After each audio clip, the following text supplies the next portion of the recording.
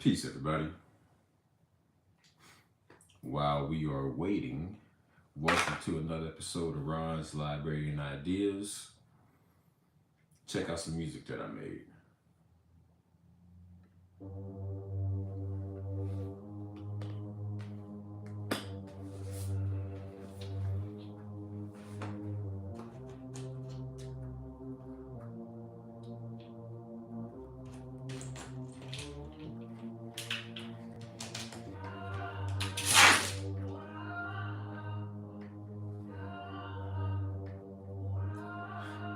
My cat trying to get up in the window.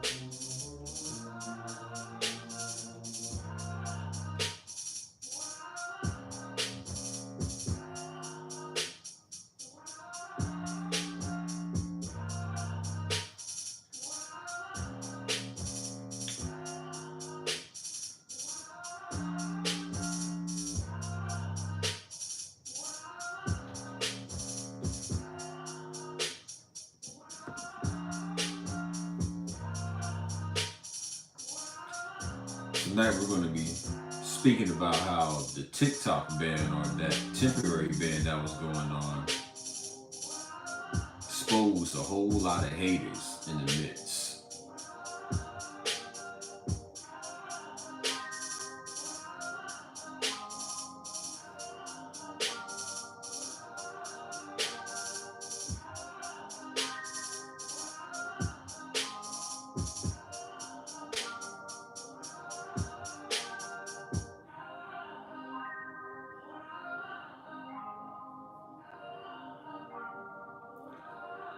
Hello, thank you for tuning in. Going to get started in just a little while. In the meantime, enjoy this music.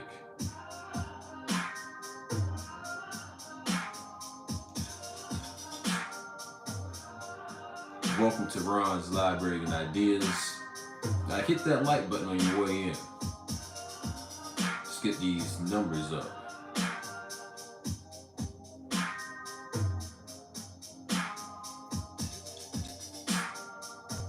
That might be my favorite part in this song. That paradiddle part. Paradiddle, paradiddle, pop. What's going on? Thanks for tuning in.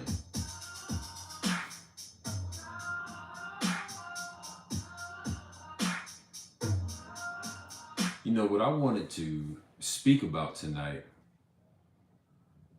What's going on, Peter? Thanks for tuning in, man. But what I wanted to speak about tonight is, if you let people speak long enough, they'll start to expose themselves and their character. And just like the spirit and the energy that they have going on with themselves. The TikTok ban, I guess it happened last night sometime. You stopped being able to refresh the app, download your videos on there. And it was interesting seeing so many miserable people upset. Well, not even upset. They were laughing at the people who were upset about TikTok going away. They were making fun of them. Like they were putting up posts saying, well, now you need to go out and get a real job. You're spending too much time on there anyway. You need to do something productive with your lives. They're just looking at it as a means of, now y'all don't have y'all favorite app. Ha, ha, ha, ha, ha. And the teasing sense. And they're missing the bigger picture. Not only did you take away a means of income from a whole lot of people, like there's people on social media making a good amount of money, especially on TikTok, because people on TikTok tend to be a little bit more transparent about how they're making their money and how much they're exactly making. Instagram, Facebook, people will front like they're making a lot of money, but they're really not. It's a lot harder. Meta likes to slow stuff down. So that aspect already in itself, you're laughing at people losing their ability to make money, which isn't cool. But the bigger picture that I saw, that I noticed, is that this was a form of censorship. And I say it's a form of censorship because when we were going through the pandemic, we were able to get some other information on social media sites, especially social media sites like TikTok. Now, these other sites like Instagram, Facebook, Twitter, they were heavily censored. Mark Zuckerberg just came out the other day and was on the Joe Rogan podcast and was speaking about how the Biden administration was really applying pressure to them to censor what people were saying.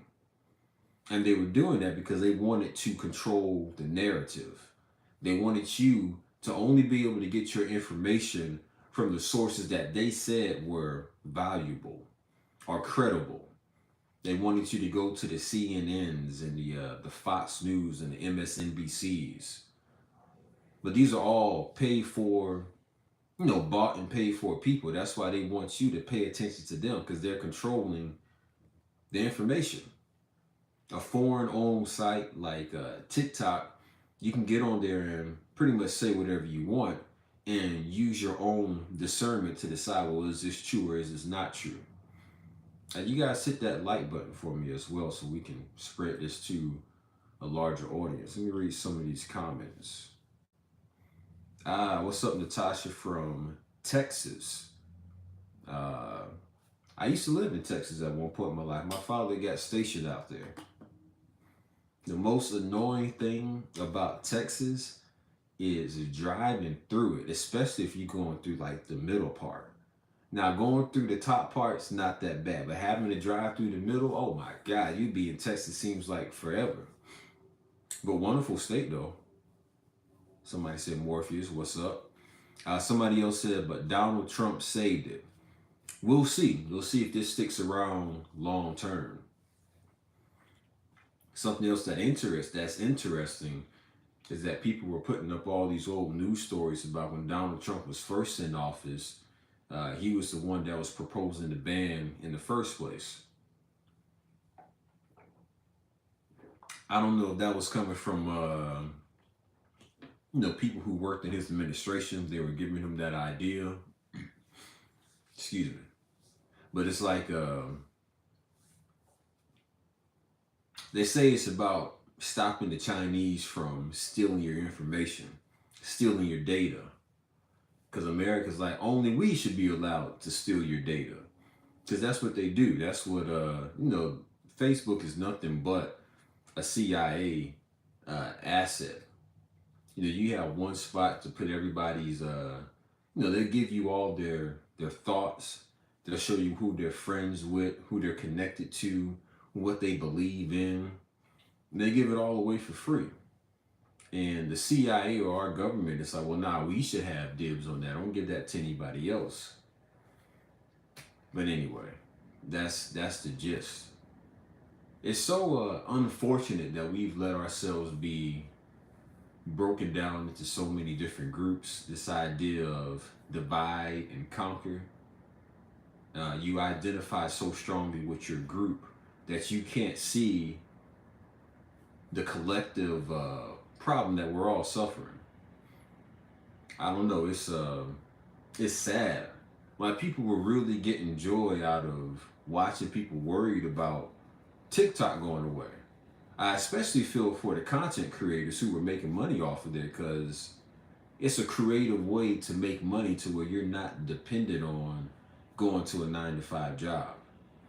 And I think there's some people out there who feel so stuck in their 9-to-5 routine that they're like, oh, well, I don't want to see anybody else win. When they say crabs in a barrel mentality and they attribute that to black people, that's not just a black people thing. That's a hater mentality, and that hater mentality can be found in every race. Let me read another comment that just came up. Everything you say can and will be used against you in the court of law. Miranda rights. Yeah, that's what they say.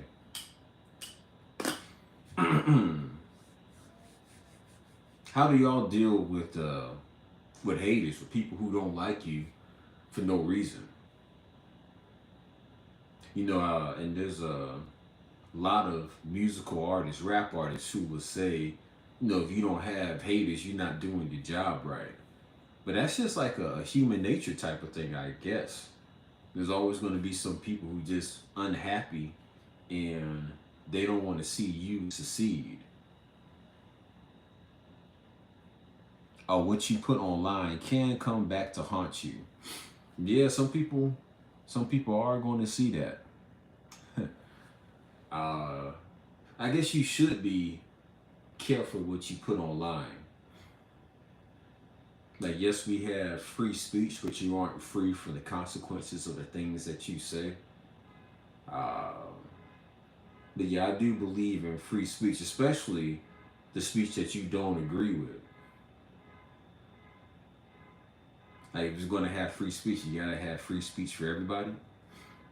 But it's a slippery slope, man, because I see some stuff on Twitter or X.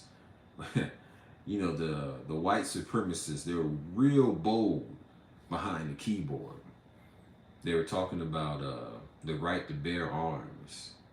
There was a lot of people on there saying, well, when the founders wrote that, they weren't talking about black people. None of these laws were supposed to apply to black people. It was only supposed to be white males. And that's what they truly believe, but they ain't gonna go down like that. So anyway, let's just do a little bit more of this song that I made. Oh, damn, I didn't mean for it to start over, but oh well.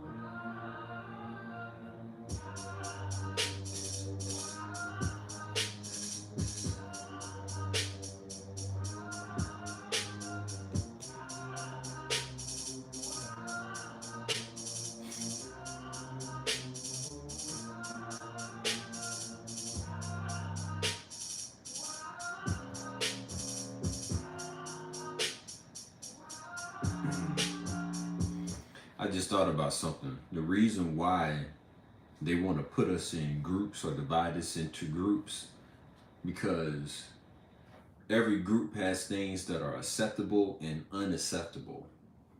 And because of that, when you put somebody into a group or people group themselves automatically, the powers that be, they can kind of predict how you're going to react. Like, they know, okay, if this person is in this group, they're going to react like this to this type of stimuli. That's why it's powerful to not box yourself off into these different groups, or don't put your full identity into that thing. You have to see beyond that. If you don't, it makes you easier to control. Let's see. Somebody said about to see a lot of TikTok refugees on live. That was the other thing. And it was funny. Since they banned TikTok, people were like, well, fuck it. I'm going to take my information to a different Chinese app. They call it Breadnote. It's interesting. You get to see what people in China are doing, like how they're living. There's a whole different culture who have a different set of rules. Like, I saw a guy today. He went with his aunt and his cousin to a Chinese bathhouse, and it's like a normal thing for them. Like, there's a woman's side and there's a men's side, and I guess it's in a male locker room. You go in, you can sit in the hot tub, naked apparently, and then you go out and relax in these different places. You have clothes on in that area, but it's like, okay, so this is one way that they're relaxing and chilling in China. And something else that they don't want us to do is connect with people around the world. That's when you begin to see, wow, we have a lot more in common than we have not in common. That's especially true for poor people around the world. Like, these people who are in the elite class, who, put their noses in the air at the rest of us. It's even beyond a race thing, because those rich white people, they look down on what they call poor white trash as well. I see a lot of that in Jacksonville, Florida, where I say everybody isn't in a rich neighborhood. A lot of these people are just struggling, trying to make it, and you can see it. It's interesting. And this is Ron's Librarian Ideas, so I like to give y'all new books. And I came across this book while I was in Chamberlain Book Mine. Let me save these changes right quick. And this is called Conspiracies of the Ruling Class. Now, I have not finished this book. I've just started it. Oh, How to Break Their Grip Forever. So the back of it says, our founding fathers knew all about the ruling class.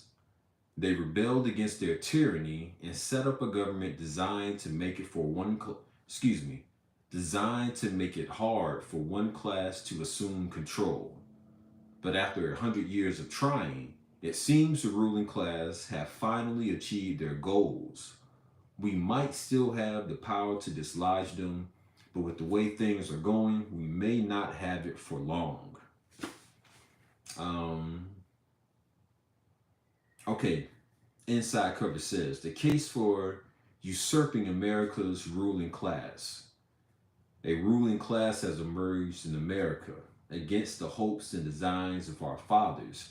And again, I'm talking about the people who feel like they are better than you, either because they have more money or they went to a more prestigious school. And let me be the first, if you haven't heard it before, just because you have a college degree, that does not mean you're intelligent. All right? Having a college degree is no guarantee of being intelligent. Being a doctor does not mean you're intelligent.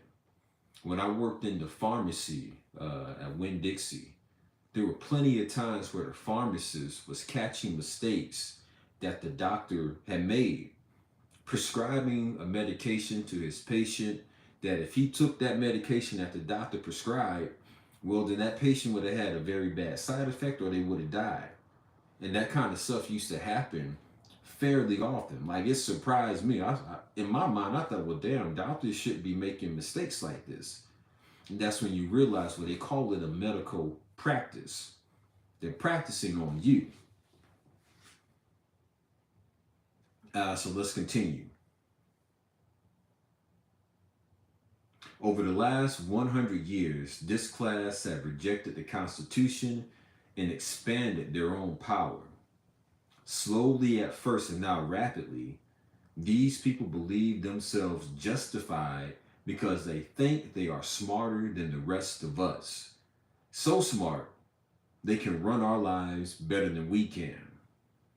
But for all the power and resources at their command, they have failed miserably. Society has become increasingly unequal, even as we're promised equality. Our government finances are out of control, our basic infrastructure is broken, and education is unaffordable and mediocre. And yet the ruling class think the solution is for us to cede it ever more control. So this author, he worked in both of the Bush administrations. So like George Herbert Walker Bush and George W. Bush. He worked for the Federal Reserve at some point, and he was also a professor at Harvard. And maybe he's not maybe he's not privy to what they're really trying to do, but they want it to be unequal.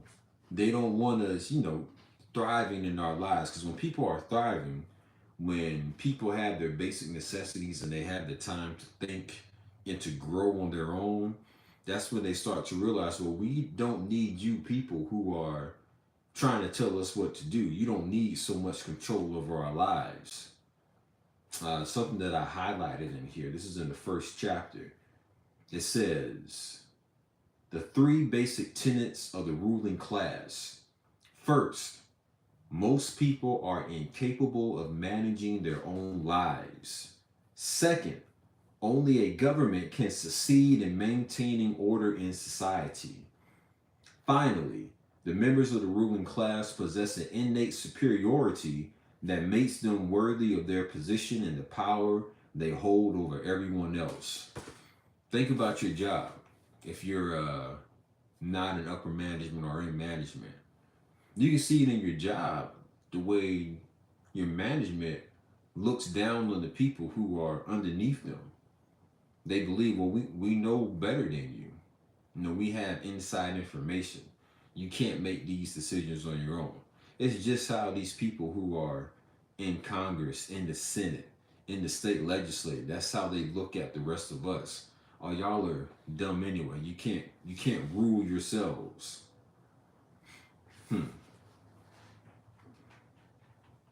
And what's funny, it almost becomes like a self-fulfilling prophecy. Like, they give us poor education.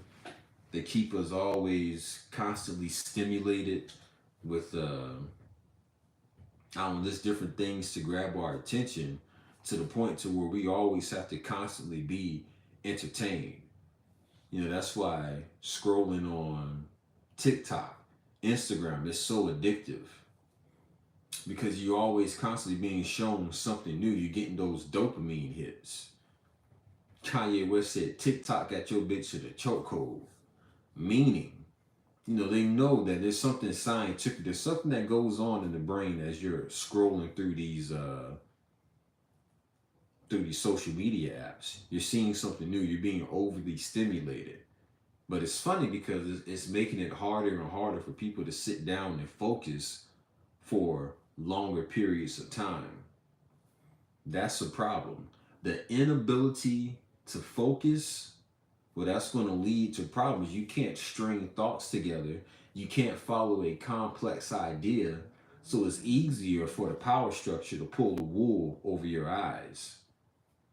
They can play you like a fool. This is something else that I made that you may enjoy. I called this Before Valentine's Day, because I made it before Valentine's Day.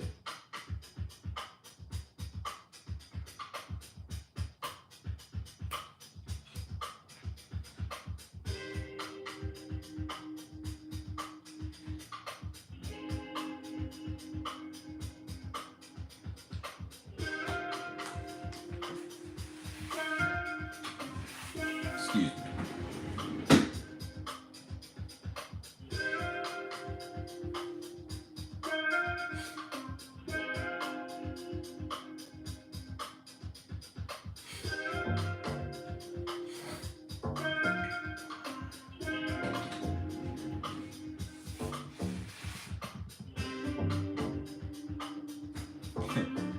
He said, we must get term limits for Congress and the Senate. I agree. And he said, damn, Kanye was right. My wife cried when they killed TikTok. It's interesting.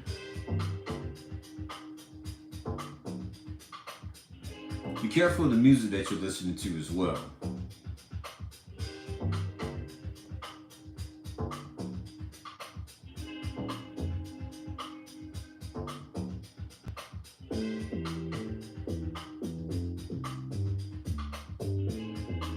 I don't think I agree with that part anymore in here.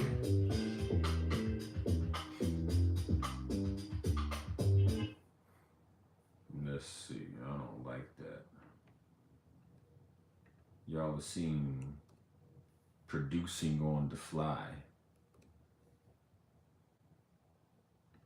All right. Need some saxophone. I just don't know what yet.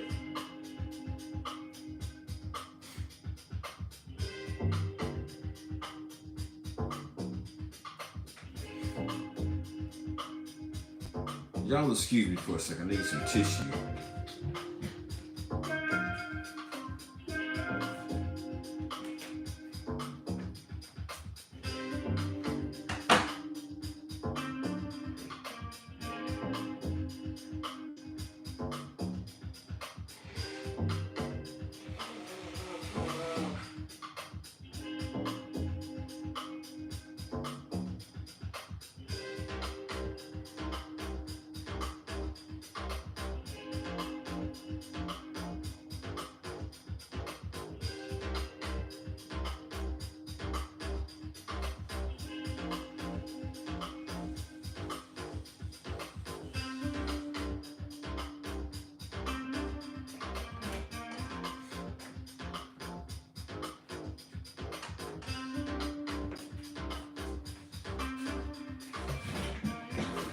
All right, I'm back.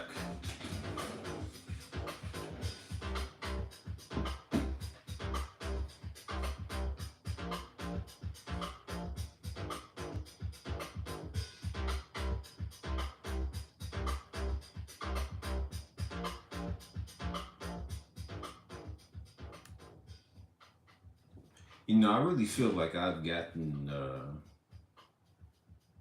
have a large part of this game figured out.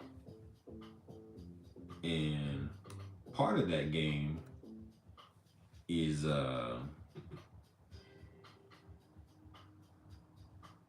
controlling the people who are the tastemakers of society. Now I'll let you think about that for yourself and decide, well, who are the tastemakers of society? I'm going to do a longer video on that. Like, who decides what's in? Who decides what's cool? Who decides what these trends are going to be? Because there is a certain group of people that when they hop on something, the rest of the world follows suit. So if you can keep this particular group of people distracted and focusing on mundane things, well, then you got the rest of the world on lock for the most part. The people who are the tastemakers of society, if they're focused on trivial things, well, then society is going to be focused on trivial things. I listen to the Joe Budden podcast a lot. It's entertaining. It's funny. I get a lot of laughs off of that show. And one of the things that I know is that they always talk about new TV shows, right? Any good new TV show that they come across, they're going to bring it to you. They're going to do a review about it. Even recommend you go out and watch it for yourselves. But never have I seen them recommend a book that they've read, anything new. Now I know Melissa Ford is well read. She's an intelligent woman. All of them are intelligent. I know they've all have read books at some point in their lives that they enjoy, but that's not something that they talk about on the show because to them they think it's not entertaining. And maybe it isn't entertaining to the masses because we've been trained to have an inability to sit down and just focus on a book and read. I've said it before, like half of Americans, almost half, or a little over half, read at a 6th grade level. If you got a population of people who read at a 6th grade level, well, yeah, social media is going to be their primary form of entertainment. TV shows are going to be their primary forms of entertainment. Movies, video games. And that's another reason why the quote unquote elite look down on us because they be like, well, these motherfuckers ain't even reading. They can't read. They're not interested in reading.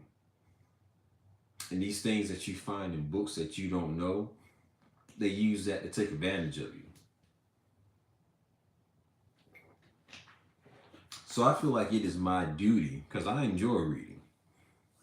Like, I enjoy learning, finding out different things. So that's why I named this channel Ron's Library and Ideas, so I can bring y'all different books and share my ideas. There is a black-owned bookstore in Jacksonville called Cafe Resistance. That's where I got this book, The Awakening of Malcolm X, and it's written by his daughter. I think that's wonderful. I've read his autobiography, and it was good, but his autobiography was written by Alex Haley, and Alex Haley, to me, in my opinion, was an agent. Somebody who was pushed in front of us to help control the narrative. Alex Haley is known for writing Malcolm X's autobiography. He's also known for Roots. Well, do you know that Alex Haley got sued by another author who said, yo, you plagiarized Roots from my book called The African. And The African was written by a white man. He took Alex Haley to court and won. Like, they had to, Alex Haley settled with him and gave him some money. And it was actually another author as well. It was a black woman. Somebody just pointed that out. Thank you. She was a teacher at the HBCU, and she said, yo, he stole some stuff from me. So you have to ask yourself, well, how accurate is Malcolm X's biography by Alex Haley? So it's good to see that his daughter has written something about him. Now tomorrow, well, when's MLK Day? They give Martin Luther King Jr. a day because somebody else that honestly he might have been an agent. That's what it looks like now. But they gave him a day, and they gave him a monument on the Washington Mall. They'll never do that for Malcolm X, because Malcolm X was telling you to defend yourself, stand up for yourself. If somebody puts their hands on you, make sure that's the last time they ever put their hands on you.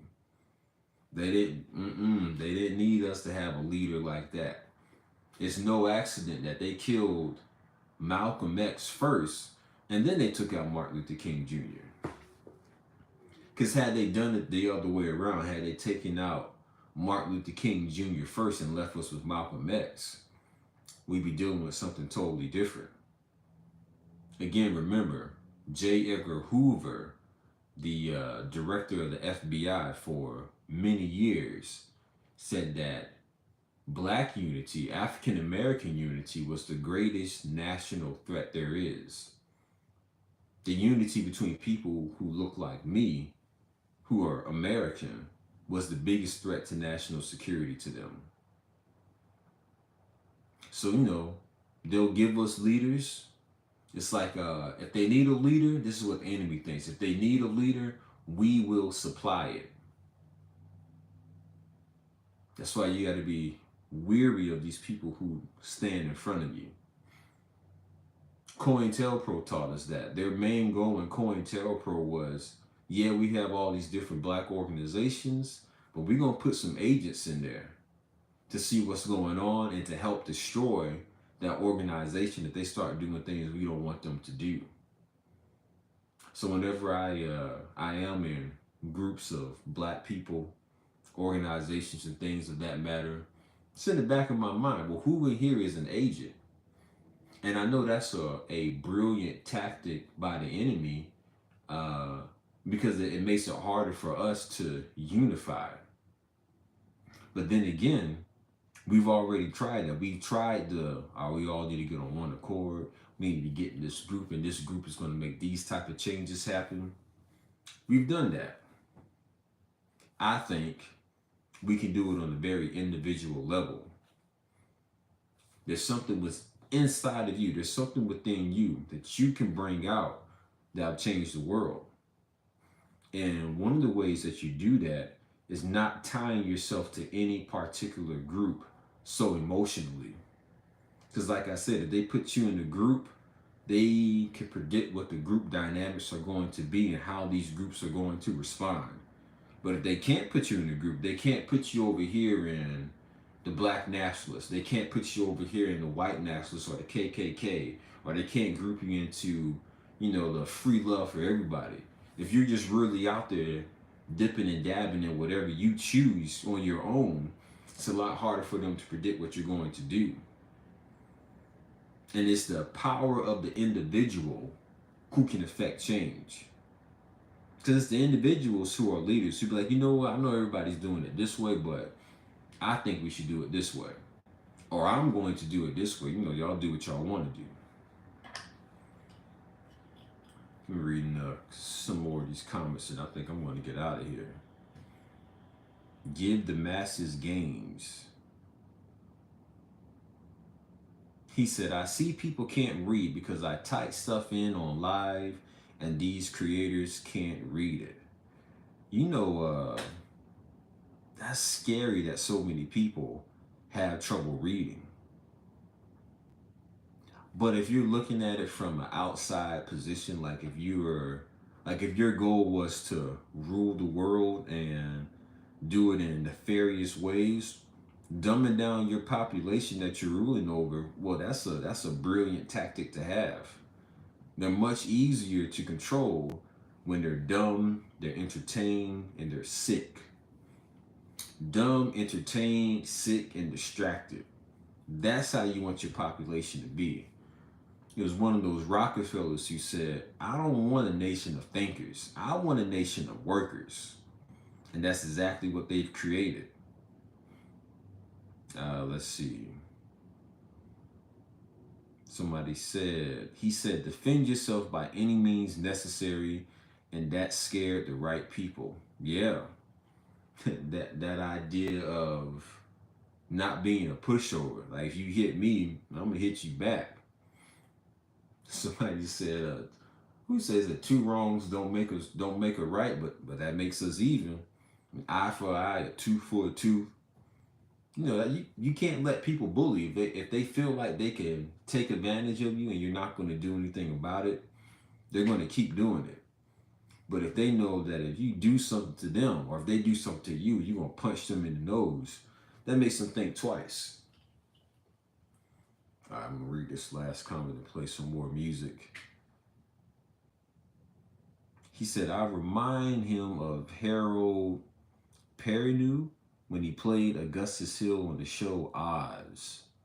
I have to go back and watch Oz. I was entirely too young watching that show. And that's something else that you have to be careful with. Things that your children get exposed to at an early age. Like Oz, that's when I found out men got sexually assaulted in prison. Never even crossed my mind before that. What else? There used to be a show on HBO called Real Sex. I was a little kid, elementary school, my finger on the back button on the remote, watching that stuff. Elementary school and probably middle school. But I shouldn't have been seeing that stuff, being exposed to that. But I saw it. Yeah, and now children have the internet. Back in the day, it was cable. Cable was a way to expose you to all these different things. Something that's interesting, you should go and type in how the news was reacting to the very first Mortal Kombat. They did all these stories. Oh, this game is entirely too violent. Look at the blood. It's going to damage the youth, right? And you look at the first Mortal Kombat, and this shit is like PG. This is very mild in comparison to the Mortal Kombat that we had throughout the years and the Mortal Kombat that we have today. Very, very gruesome. Even thinking about playing games like Call of Duty, World War II. You can play D-Day. You can play through World War II. So you have soldiers out here, they're still living. That was like the worst day of their life. They had no idea that some years down the line, children are going to be playing this as like a video game for fun. These people saw their friends murdered in front of them. They had to murder people. And now it's just like, oh no, this is a video game. This is fun. We like running around and playing Call of Duty. It's funny how they've influenced us. Thank you for tuning in, man. I really appreciate it. I appreciate all of you for tuning in and interacting with me. That helps spread this message. I want you all to know that you are powerful beyond measure. And I'm going to keep saying this, so it gets ingrained in your subconscious mind, and it gets ingrained in my subconscious mind as well. When you realize that you're powerful beyond measure and you have that confidence in yourself, well then, you're less likely to put up with some BS. I really enjoy going through and looking at these things that I have saved in GarageBand that I made in the past. Let's see, it's another comment. Somebody said, Satan, that book was wild. Did it finish? You know what? There is like, I think like 3 more chapters. 3 or 2 chapters that I have to put up. But that is a great book. Does put things into perspective. And it's not a book, for those of you who don't know, it's not a book that's praising Satan. It's just letting you know who Hassan Satan is. It means the adversary. That is your ego. They said the greatest trick that the devil ever played was making the world think that he didn't exist. Well, the greatest trick that the devil ever played was making it think it was anything outside of you. If you think about all the bad things that happen in the world, it's people who are doing it. Remember the old cartoons where you had the angel on one shoulder and you had the devil on the other shoulder, and they're both whispering to you, and you have to decide which one you're going to listen to? That's what it is. You know right from wrong. You know what you should and shouldn't do most of the time, but it's all about who you choose to listen to. Ashe, thank you for tuning in. And I am going to finish that book. Thank you for reminding me. It's up on this bookcase somewhere. But yeah, I do need to finish that. You'll see that up on the channel shortly. Yeah, you'll see that on the channel shortly. Let's see. This is something that I made while I was living in Orlando.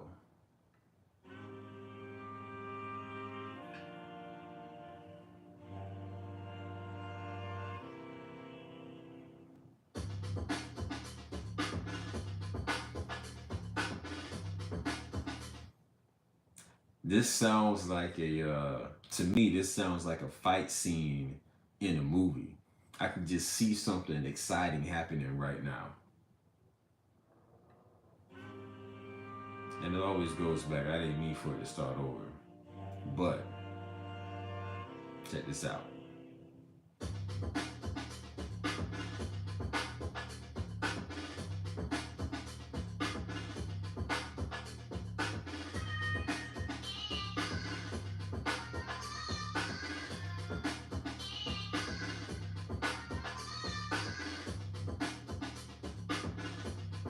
Can't you see it in your head? Like a bunch of kung fu going on right now?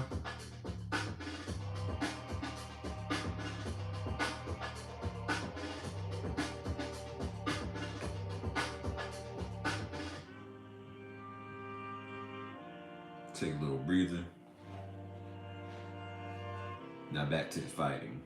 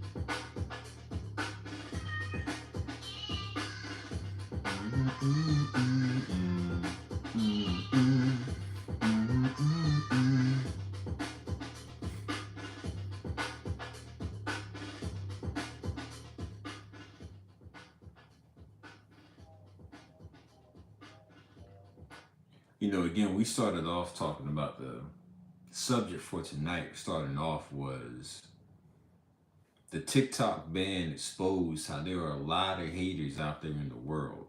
They like to see people miserable. If there's something that brings people joy that they enjoy doing and it gets snatched away, oh, that's going to make them happy. Excuse me. They're miserable in their own lives, so they want to see that misery in other people. It's interesting. I was seeing this mostly on Facebook. I don't know. You see a lot of, I don't know, just what they call low vibrational things on Facebook. And that's the trick of social media, man. It's like comparing your life to someone else, thinking they have something that you deserve, but you don't know how to get for yourself. So you're upset to see people making money on social media because you aren't doing it. When there's plenty of channels that teach you how to do it if you want to go out there and do it for yourself. But the final thought that I want to leave y'all with is that yes, you are powerful beyond measure. And I am of the mindset that we can think these people out of existence. Tonight, before you go to bed or as you're drifting off to sleep, I want you to visualize in your head the type of world you want to see yourself living in. What does that look like? What does that feel like to you? How do you feel existing in that world? And hold on to that as you're drifting off to sleep. Because that puts out a vibration that will change the reality around us. We've gone through some type of transition. There's a shift going on. All this stuff that we saw with the Mandela effect, that was reality shifting to something else. And they're trying to keep us afraid. They just want to keep us focused on low things to try to delay that shift from happening. There's something wonderful just down the line. There's something wonderful about to happen to you. You just have to believe it and know it for yourself. So thank you guys for tuning in. I always appreciate you tuning in to Ron's Library and Ideas. This has been the live edition. Y'all have a good night. It started over again. No, maybe let's leave us with something a little smoother to end the night.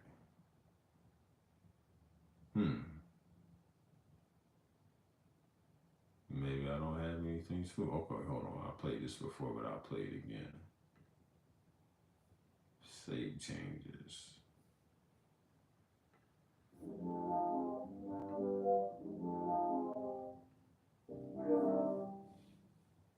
Y'all have a good night.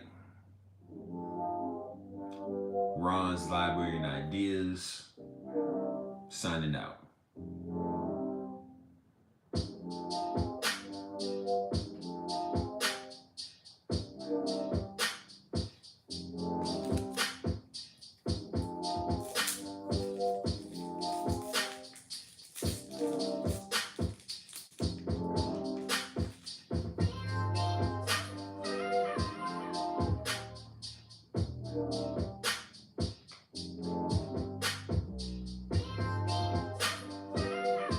We'll be just fine.